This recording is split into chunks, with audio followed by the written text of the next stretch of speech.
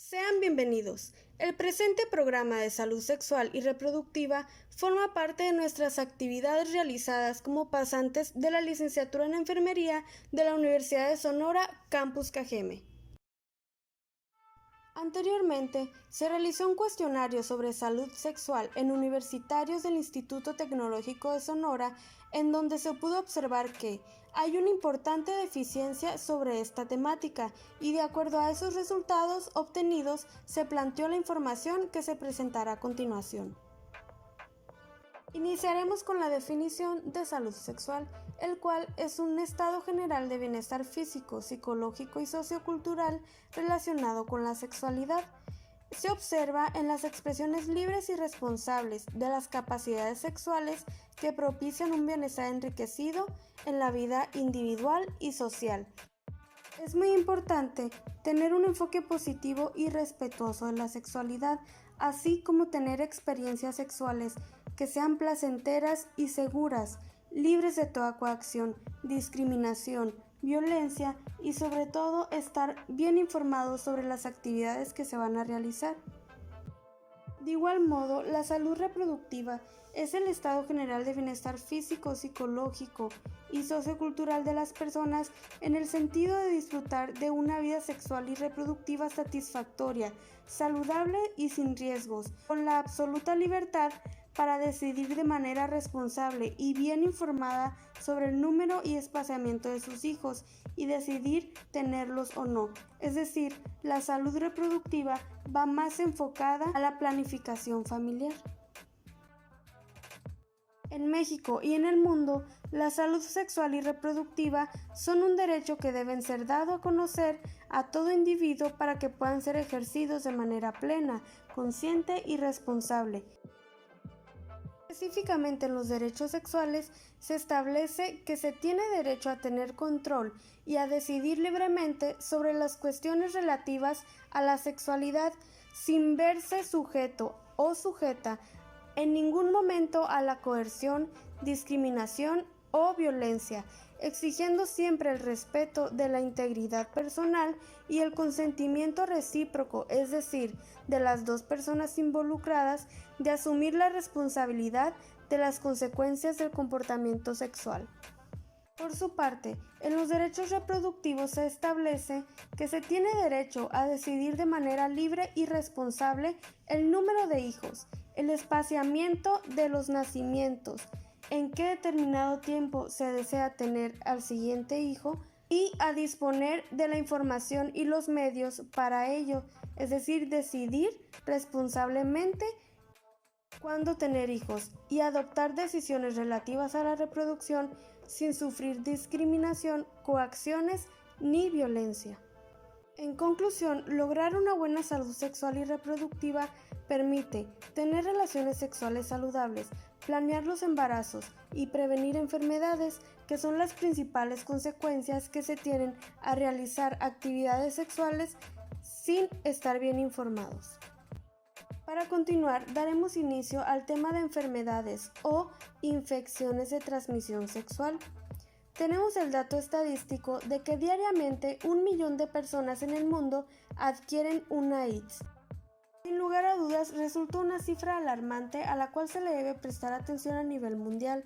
Por su parte, las AIDS en México ocupan los primeros lugares de demanda de consulta médica y se ubican entre las primeras causas de morbilidad en la población en edad reproductiva. Esto quiere decir que afecta principalmente a adolescentes, jóvenes y a adultos. Ahora nos enfocaremos en los medios de transmisión. Tenemos estos 5 medios por los cuales las enfermedades se transfieren de manera general. Sin embargo, iremos desglosando cada uno de acuerdo vayamos viendo las enfermedades. El primero es por sexo vaginal, oral o anal. Aquí puede ser la transmisión por medio de contacto con la piel o las lesiones, o bien al entrar en contacto con los fluidos. Otra forma de contagio de una AIDS que no es muy comentada es compartir juguetes sexuales, debido a que estos juguetes tienen el contacto directo con las lesiones o fluidos contagiados. Otro de los puntos es compartir agujas o punzocortantes. Una vez utilizados este tipo de elementos ya se consideran contaminados y no deben de ser utilizados por otra persona. La siguiente es de madre a hijo durante el embarazo, parto o lactancia. No todas las enfermedades se transmiten por estos tres medios. Hay algunas que se transmiten solo durante el embarazo a través de la placenta, otras que es solo durante el parto y hay algunas otras que solo se transmiten o no se transmiten por la lactancia. Eso ya lo determinaremos en cada enfermedad. La siguiente es con el contacto directo con las lesiones de la piel de la otra persona. De igual modo, aplica para las infecciones que tengan este tipo de lesiones. Ahora nos vamos de lleno con las ITS. Las que están apareciendo en pantalla son las que vamos a abordar una por una a continuación. Iniciamos con uno de los más conocidos, el VIH-Sida, el cual es una infección viral causada por el virus de la inmunodeficiencia humana que actúa deteriorando de forma gradual e irreversible el sistema inmune. Esto quiere decir que la enfermedad avanza continuamente y no tiene regresión o no hay manera de regresar a las condiciones anteriores. La expresión clínica final es el síndrome de inmunodeficiencia adquirida o también conocido como SIDA.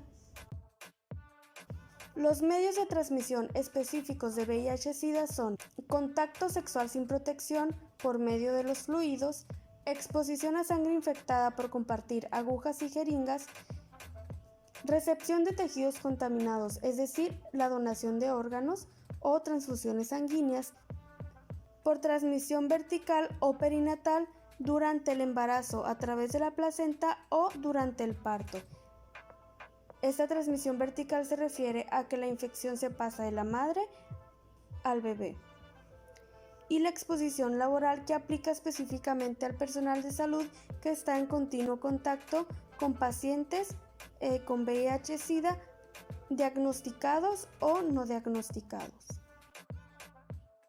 Para hablar de síntomas de VIH-Sida, se tiene que tomar en cuenta que los síntomas son muy variados y diversos, debido a que el virus se encarga de provocar una inmunosupresión o una baja en los sistemas de defensa, por lo cual se puede presentar cualquier tipo de infección o afectación al cuerpo que va a ser como consecuencia de la inmunosupresión que provoca el virus. Sin embargo, aquí presentamos algunos como lo son la cefalea o dolor de cabeza, la fiebre o temperatura, las mialgias, que son los dolores musculares, las adenomegalias, que son la inflamación de los ganglios linfáticos, las mononucleosis, que es una infección de característica bucal, las meningitis asépticas, que es la inflamación de unas capitas que se llaman meninges que cubren nuestro sistema nervioso central, y la mielopatía, que es un trastorno del sistema nervioso que afecta específicamente la médula espinal. La siguiente es la clamidia, que es una infección común causada por una bacteria llamada Clamidia trachomatis. En esta infección es posible que no se presente ningún síntoma, lo cual lo hace un poco más peligrosa porque se puede estar infectado o transmitir la enfermedad a las parejas sexuales que se tengan sin ni siquiera saberlo. Es muy importante aclarar que si no se trata a tiempo puede traer consecuencias graves para la salud. Los medios de transmisión específicos de clamidia son el contacto sexual vaginal, oral o anal por medio de sus lesiones, compartir juguetes sexuales sin preservativos y sin realizarles una higiene adecuada, y de madre a hijo durante el parto.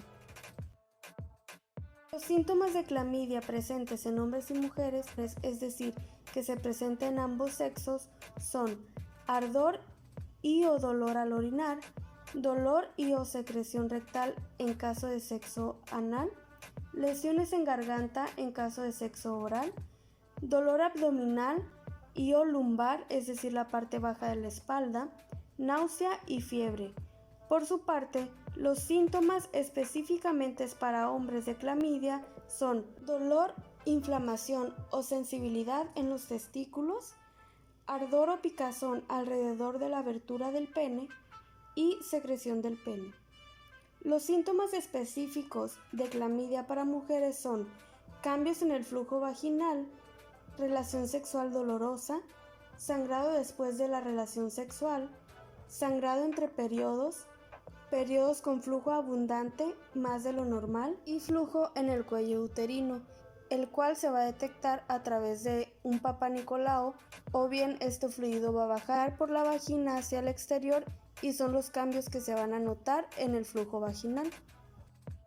Ahora seguimos con la sífilis, que de igual manera es una infección causada por una bacteria llamada Treponema pallidum. La primera señal o lesión de la infección se llama chancro. Esta es una de las principales características de esta enfermedad y puede salir tanto en la piel como en las mucosas. La enfermedad tiene 4 etapas con distinto desarrollo que posteriormente vamos a explicar. Ahora vámonos con los medios de transmisión que son específicos para sífilis, como lo son el contacto directo con la llaga o el chancro, compartir jeringas o agujas infectadas, la recepción de tejidos contaminados en el proceso de recepción de órganos y de madre a hijo a través de la placenta. Vamos a abordar de manera general las 4 fases de esta enfermedad en el apartado de síntomas de la sífilis. En la fase primaria, como ya habíamos comentado, vamos a encontrar lo que es el chancro, que es una llaga redonda, firme y no causa dolor. Esta generalmente dura de 3 a 6 semanas. Posterior vamos a la fase secundaria, que es la fase de la erupción. Aquí salen puntos duros de color rojo o marrón en una o más áreas del cuerpo. Además, también se puede presentar fiebre, inflamación de las glándulas linfáticas, dolor de garganta, dolor muscular y dolor de cabeza, pérdida del cabello, pérdida de peso y fatiga. Generalmente esta etapa es la más notoria debido a que el cuerpo se llena de este tipo de erupción. Posterior pasamos a la fase latente. En esta etapa van a desaparecer los síntomas mencionados anteriormente y este proceso puede ser hasta 10 años de iniciada la enfermedad. Ojo, esto no quiere decir que porque no tengas síntomas o hayan desaparecido los síntomas de las primeras etapas de la sífilis, no tengas la enfermedad.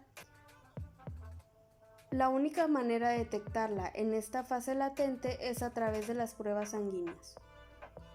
Seguido tenemos la fase avanzada, que es la etapa grave de la enfermedad. No es muy común que las personas lleguen a esta etapa. El contagio disminuye y ocurre entre los 10 y 30 años del inicio de la enfermedad. Como vemos en las imágenes, pues son afectaciones más notorias. También se pueden presentar dificultad para coordinar los movimientos musculares, parálisis, entumecimiento, ceguera, demencia, daño de órganos internos hasta la muerte. Los principales órganos que va a dañar son el hígado, los huesos, el corazón y el cerebro. Es por eso que esta etapa es considerada como grave y hay que hacer todo lo posible para no llegar a ella. Comencemos ahora con el gonorrea, que es una infección causada por una bacteria llamada Neisseria gonorrheae. El diagnóstico se puede sospechar por los síntomas. Sin embargo, esta infección bacteriana también puede ser asintomático, es decir, que no presenta síntomas. Afecta a hombres y mujeres, principalmente órganos como la uretra, el recto, la garganta y el cuello uterino.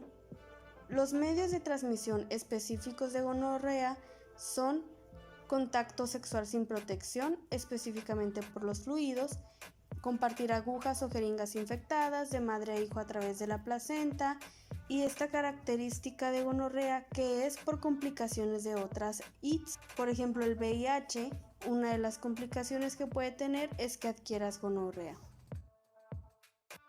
Los síntomas de gonorrea que se pueden presentar tanto en hombres como en mujeres son inflamación de las vías urinarias y los genitales. Las vías urinarias pues abarcan la uretra, la vejiga, los uréteres, el riñón como se muestra en la imagen, producción de secreción genital y o anal espesa de color blanco, amarillo o verde, dolor o sensación de ardor al orinar, aumento en la frecuencia y urgencia de orinar, picazón, dolor y o sangrado anal, dolor al defecar, dolor de garganta y dolor en abdomen bajo. Ahora vamos con los síntomas de gonorrea por sexo. En el caso de las mujeres tenemos que la mayoría no presenta síntomas y cuando las presentan suelen ser leves y confundirse con otro tipo de infecciones. Sin embargo, cuando llega a haber estos síntomas son dolor e inflamación en la vulva, relaciones sexuales dolorosas, sangrado vaginal entre periodos y después del acto sexual. Algunos hombres de igual manera no presentan síntomas y si llegan a presentar, lo que presentan es dolor e inflamación de los testículos. Es el único síntoma agregado, además de los ya mencionados en la diapositiva anterior. Continuamos con el herpes genital. En este punto tenemos que saber que hay muchos virus tipo herpes. Sin embargo, para ser considerado una infección o enfermedad de transmisión sexual, debe ser causado por el virus del herpes simple tipo 1 y tipo 2. La mayoría de las personas no presentan síntomas, aún así pueden contagiar a los demás, lo que resulta grave porque las personas no se dan cuenta que tienen la enfermedad y están contagiando a sus parejas sexuales. Sí existe un tratamiento para controlarlo, sin embargo todavía no existe una cura. Los medios de transmisión específicos para herpes genital son contacto sexual sin protección, transmisión durante el parto y saliva en caso de herpes oral. No es común que los síntomas del herpes se presenten y cuando se llegan a presentar suelen ser muy leves. Se manifiestan entre los 2 y 12 días después de la exposición al virus. Se comienza con llagas o brotes, que son ampollas dolorosas rojas o blancas diminutas. Posterior se pasa a las úlceras, que se forman cuando las ampollas se rompen y supuran o sangran. Después tenemos el proceso de la costra. Se forman costras en la piel a medida que las úlceras sanan. Esas son las principales características y es por eso que la transmisión es específicamente por contacto directo con estas lesiones. Proseguimos con el hepatitis B. De igual forma hay otros tipos de hepatitis, pero el que se aborda específicamente en temas de infecciones de transmisión sexual es el tipo B. Tenemos que es una enfermedad hepática, es decir, del hígado, potencialmente mortal y es causada por el virus de la hepatitis B, causa irritación e inflamación del hígado, puede generar un cuadro agudo o crónico. La buena noticia es que existe una vacuna para prevenir el hepatitis B y está incluido en nuestro Sistema Nacional de Vacunación.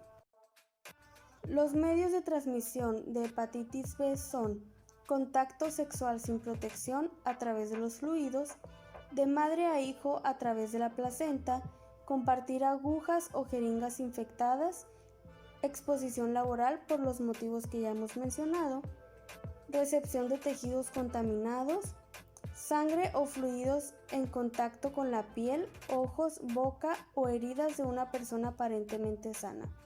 Compartir artículos personales como cepillo de dientes, rastrillo y corta uñas, por lo que si se conoce esta situación con algún familiar o conocido, se debe evitar al 100% este tipo de contacto. Los síntomas de hepatitis B incluyen dolor abdominal, orina oscura o turbia, fiebre, dolor articular y muscular, pérdida del apetito, náuseas y vómito, debilidad y fatiga, ictericia, que es la piel y las mucosas amarillas debido al aumento de la bilirrubina por el daño hepático. Para terminar con la descripción de las ITS, continuamos con el VPH o virus del papiloma humano. Al igual que en el caso de la hepatitis B, se sabe que hay cerca de 200 tipos de este virus. Algunos pueden causar verrugas genitales y otros pueden provocar diversos tipos de cáncer. La prevención es a través de la vacuna del VPH y la detección temprana es a través del Papá Nicolau. Los medios de transmisión de VPH son relación sexual vaginal, oral o anal sin protección, transmisión vertical durante el parto, como ya habíamos mencionado, se pueden transmitir aún sin presentar síntomas, así como también pueden aparecer los síntomas años después del contagio. Otra de las consideraciones que hay que tener en cuenta es de los múltiples tipos de cáncer que pueden ocasionar. Entre ellos se encuentran el cáncer de cuello uterino, cáncer orofaringio, cáncer de vulva y de vagina en el caso de mujeres, cáncer del pene para hombres y cáncer de ano. Los síntomas del BPH son básicamente verrugas. Tenemos las verrugas en genitales, que son lesiones planas en forma de coliflor o de tallo, como se muestran las dos imágenes. Tenemos las verrugas comunes, que suelen ser ásperas y elevadas. Se presentan generalmente en manos y dedos. También tenemos las verrugas plantares, que son duros y granulosos. Se presentan en talones y piel generalmente. Y las verrugas planas, que son ligeramente elevadas y aparecen en cualquier parte del cuerpo. Entonces, con la información que acabamos de ver, tenemos que tener en cuenta que se tiene que tener sexo seguro en todo momento. Y aquí van algunas recomendaciones. Lava tus juguetes sexuales antes y después de usarlos y no los compartas con nadie. Si usas tus manos, utiliza protección con dedales de látex, como se muestra en la imagen de la izquierda. Y no practiques sexo oral si tienes lesiones en genitales o en la boca. El aparato reproductor es la parte del cuerpo que realiza la función sexual. A continuación se describen las principales partes de la anatomía del aparato reproductor masculino. La uretra, que es la encargada de transportar la orina, y el semen. Los testículos son glándulas que producen espermatozoides. El epididimo es el conducto enrollado que alberga los espermatozoides mientras se maduran, y el conducto deferente, que es el encargado de transportar el esperma hasta el pene.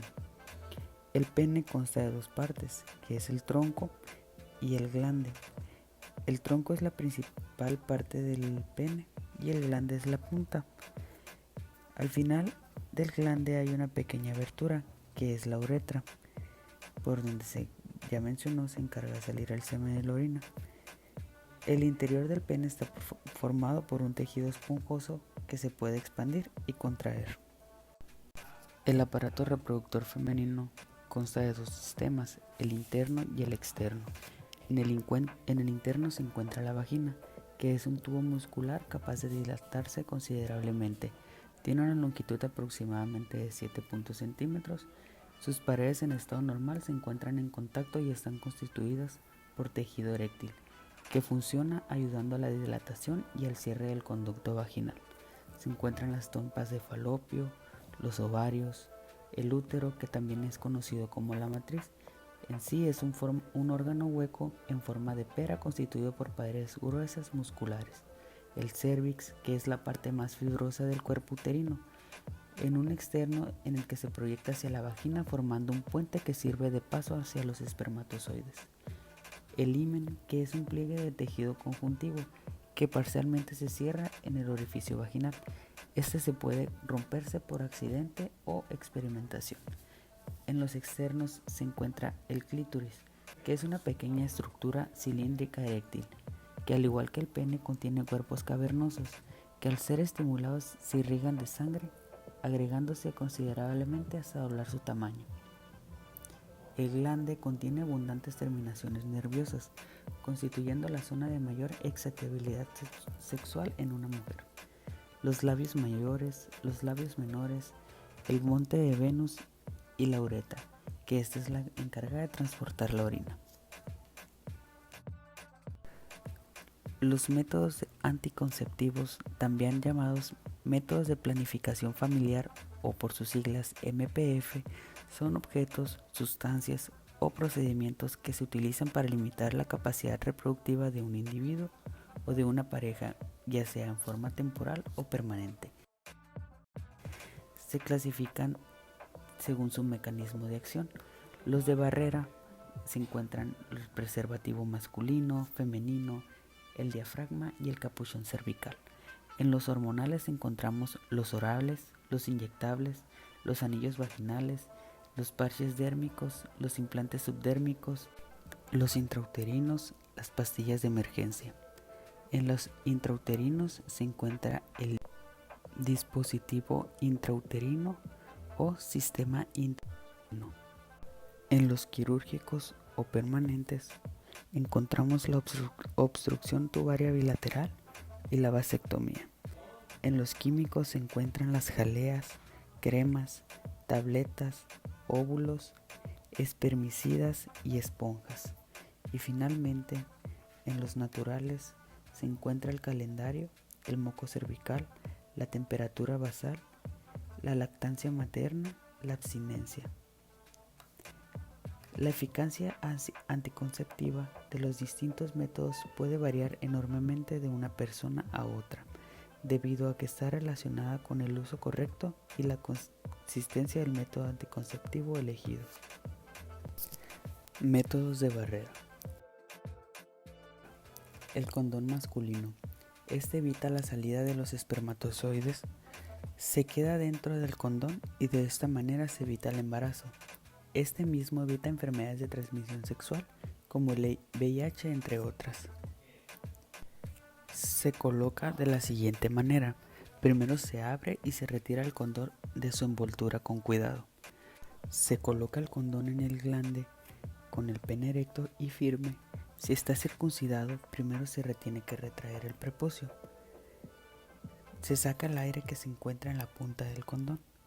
Después se desenrolla el condón hasta la base del pene.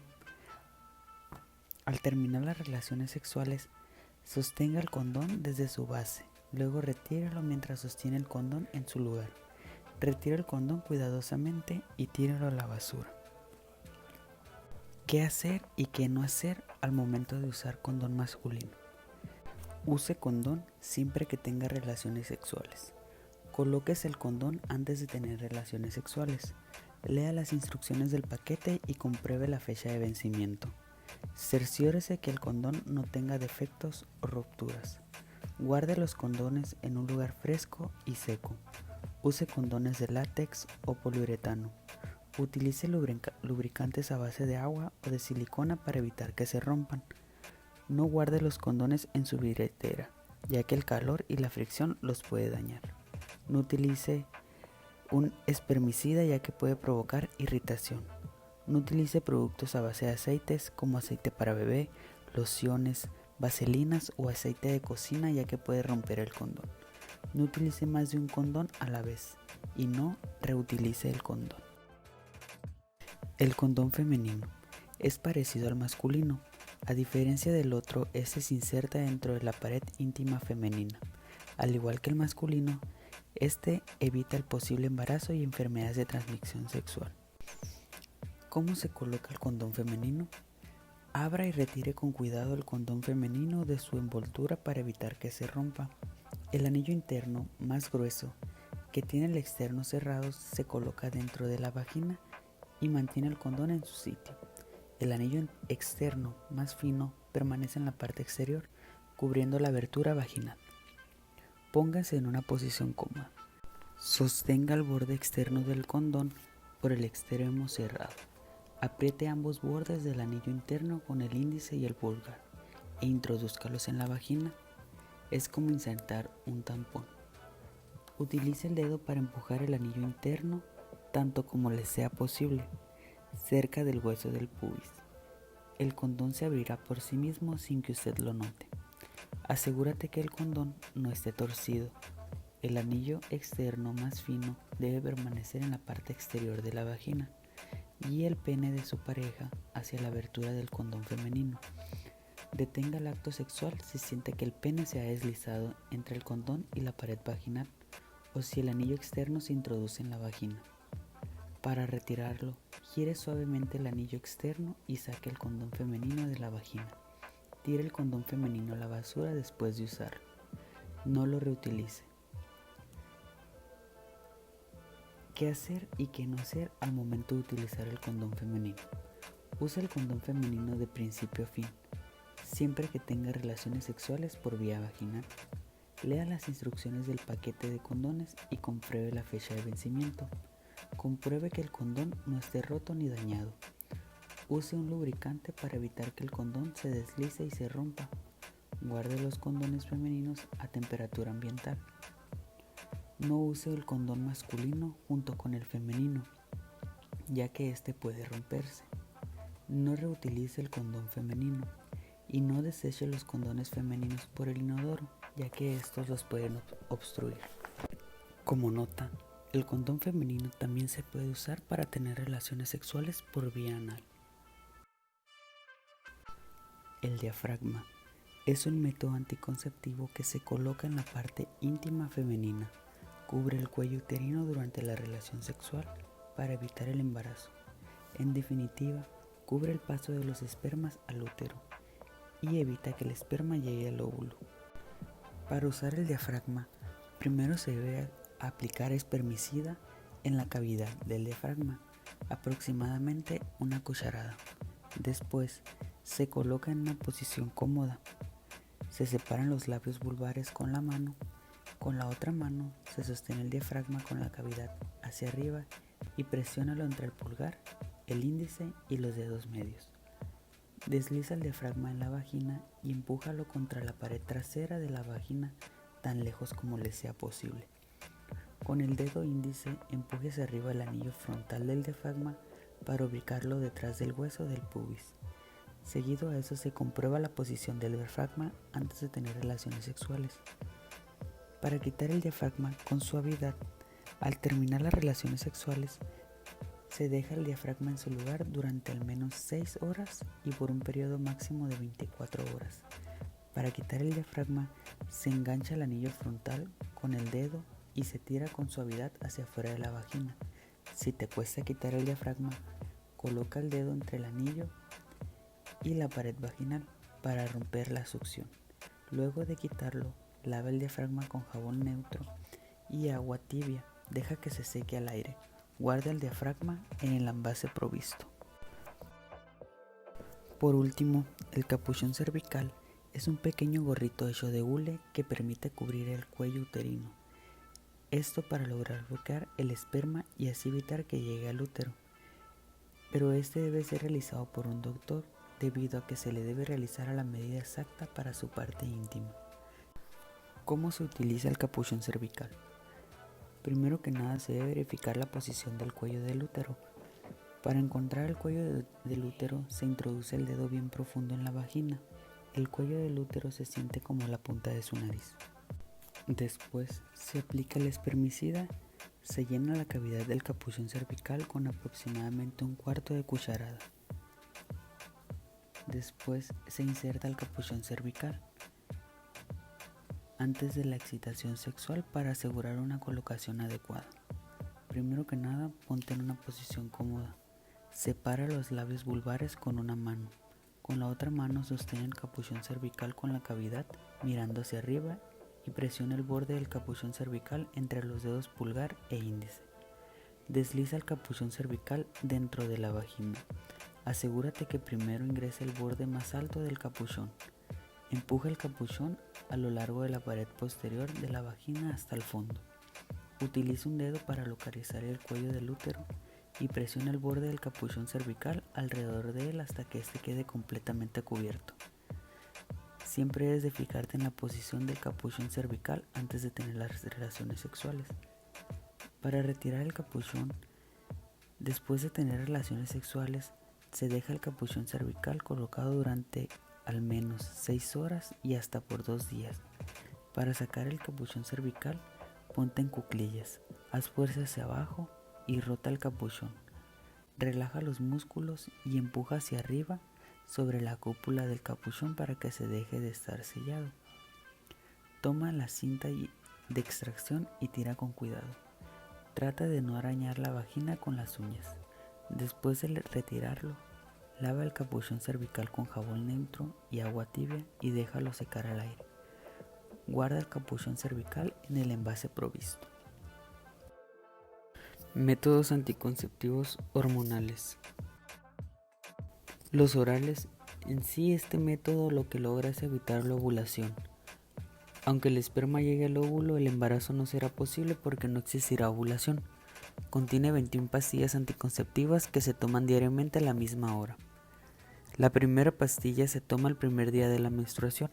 Al terminar de tomar las pastillas del paquete, se deja un periodo de 7 días sin tomar, durante los cuales se presentará la menstruación. Recuerda, iniciar las pastillas de un paquete nuevo al día siguiente después de los 7 días de descanso. Se recomienda su uso hasta por 5 años ya que no se acumulan en el cuerpo. Si olvidaste 2 o más pastillas, debes tomarte una de manera inmediata y continuar con el resto de las pastillas de manera regular. Se recomienda usar condón en este caso o evitar las relaciones sexuales. Si presentas un retraso menstrual mayor de 7 días, se debe suspender el método anticonceptivo y acudir al médico de revisión inmediata. Inyectables. Esta inyección funciona mediante la hormona progestina. Esta misma evita la ovulación. Esto es debido a la inhibición de la ovulación y por ende no puede haber embarazo porque sin óvulo en las trompas no es posible. Las inyecciones hormonales anticonceptivas se aplican vía intramuscular en el glúteo. Los anticonceptivos inyectables de aplicación mensual. La primera inyección se aplica entre el primer y quinto día de la menstruación. Las siguientes inyecciones se aplican cada 30 días sin dejar pasar más de 3 días para asegurar su eficiencia. Anticonceptivos inyectables de aplicación trimestral. La primera inyección se aplica en el primer y séptimo día de la menstruación. Las siguientes inyecciones se aplican cada 90 días sin dejar pasar más de 3 días para asegurar la eficacia de anticonceptiva del método. Los anillos vaginales. Por lo general es transparente, es colocado en la parte íntima femenina. El anillo libera lentamente hormonas de progestina y estrógeno, para que estos impidan que los ovarios liberen el óvulo. Entre sus otras funciones hacen que el moco cervical sea alterado y este sea más espeso, esto negándole el acceso a los espermatozoides al óvulo. Los parches dérmicos. Es un parche de plástico delgado, cuadrado, en el cual se pega a la piel y libera hormonas similares a las que produce la mujer, inhibiendo la ovulación y haciendo más espeso el moco del cuello del útero. La caja contiene 3 parches anticonceptivos. El primer parche se aplica durante las primeras horas de haber iniciado la menstruación. Cada parche se aplica una vez por semana y se cambia cada semana, el mismo día. En la cuarta semana no se aplica el parche y es donde se presenta la menstruación. A la quinta semana se inicia de nuevo con una caja de 3 parches siguiendo las mismas indicaciones. Los implantes subdérmicos. Es una varilla flexible que contiene una hormona derivada de la progestona, que evita la ovulación y hace más espeso el moco del cuello del útero, impidiendo el paso de los espermatozoides al interior del útero. Una vez aplicado el implante hormonal subdérmico por el personal médico capacitado, su efecto anticonceptivo dura 3 años. La pastilla de emergencia. Esta píldora no puede ser usada muy seguido, debido a que puede traer problemas serios de salud. Es el método en el cual se debe ingerir la píldora en las próximas horas cuando se obtuvo una relación sexual sin protección por ninguno de los dos lados, o cuando uno de los métodos anticonceptivos ha fallado, como por ejemplo en el condón roto. Este método es seguro, aunque ha tenido fallas y por ende embarazos no deseados. Se recomienda tomar dentro de las primeras 72 horas siguientes a la relación sexual sin protección. A las más de 72 horas tiene un 75% de su efectividad. Métodos intrauterinos. El dispositivo intrauterino o el sistema intrauterino. Este dispositivo evita que los espermatozoides lleguen al útero de la mujer. Su principal función es matar o hacerle un daño a los espermatozoides, para así impedir su entrada al útero. Existen actualmente varios tipos de dispositivos intrauterinos. El primero, que es el de cobre, no contiene algún tipo de hormonas. El mismo está conformado por un cable fino del material antes mencionado. Puede durar hasta 10 años. Y el otro es el dispositivo intrauterino que hace uso de la hormona, también conocido como Mirena. Este dispositivo libera cantidades mínimas de levogestrel, dura 5 años y a veces disminuye el sangrado de la menstruación. Métodos quirúrgicos. La obstrucción tubaria bilateral es un método anticonceptivo permanente o definitivo que se realiza en aquellas mujeres que tienen el número de hijos deseados y no quieren tener más embarazos. Ya han decidido previamente ante consejería elegir este método. Es un procedimiento de anticoncepción que se realiza en las mujeres después del parto, aborto, durante la cesárea o en cualquier momento que la mujer decida no tener más hijos. Consiste en realizar una pequeña incisión quirúrgica que se puede efectuar a través del ombligo en el momento inmediato a la tensión del parto o al nivel del nacimiento del vello púbico. También se puede realizar durante la cesárea. A través de una pequeña herida efectuada en los sitios de arriba mencionados, se identifican las trompas uterinas, las cuales se cortan y se ligan para así impedir el paso del óvulo y de los espermatozoides, evitando así el embarazo. La vasectomía es un método anticonceptivo permanente o definitivo para el hombre que ya tiene número de hijos deseados y que recibió previamente consejería. Consiste en una pequeña operación que se realiza sin bisturí, con anestesia local, haciendo una punción en la piel de la bolsa escrotal, por arriba de donde se encuentran los testículos, a través de la cual se localiza, se liga y cortan los conductos deferentes, sitio por donde pasan los espermatozoides. El hombre sigue eyaculando solamente que el semen ya no contiene espermatozoides. De igual manera no influye para nada en tener intimidad. Métodos químicos. Los espermicidas son barreras químicas cuyo objetivo es dañar a los espermatozoides, haciéndole poco probable la fecundación. Hay muchas formas de presentación. Existen las cremas, los óvulos vaginales, las esponjas, jaleas, espumas y aerosoles. Deben aplicarse en la vagina poco antes, al menos unos 15 minutos de cada contacto sexual. Antes de usarlo, se debe revisar la fecha de vencimiento. Se debe relajar, ponerte en una posición cómoda. Puedes prepararte y colocarte en un pie sobre una silla, recostarte o ponerte en cuclillas. Luego introduces con cuidado la crema, la película, la espuma, el gel o el óvulo, lo más profundo posible dentro de la vagina, con los dedos o el aplicador, proporcionando con el paquete. Cuando usas espermicidas, el tiempo es importante. Algunos no hacen efecto de inmediato y debes colocarlos en la vagina entre 10 y 15 minutos antes de la relación sexual. Muchos espermicidas son eficaces durante solo 1 hora después de colocarlos en la vagina. Si vas a tener relaciones sexuales más de una vez, debes colocar más espermicida. Debido a su baja eficiencia, generalmente solo se indican como apoyo de otros métodos de barrera, por ejemplo el preservativo o el diafragma, para aumentar su seguridad, o bien en épocas de fertilidad reducida, por ejemplo después de un parto mientras se está lactando, o en la perimenopausia. Uno de los contras de este método es que se debe insertar en la parte íntima de la mujer un mínimo de 30 minutos antes de tener relaciones. Este químico solo funciona durante 60 minutos. Métodos naturales. El calendario. Si una mujer conoce cómo realmente es su ciclo menstrual, puede hacer uso de este método, debido a que en los días fértiles se debe evitar tener intimidad, pero este tiene muchas contras, debido a que, como sabemos, el esperma puede vivir hasta 4 días dentro de la mujer. Este método solo es recomendable para las personas que son regulares. El moco cervical, también llamado método de ovulación de Billings, es un tipo de planificación familiar natural.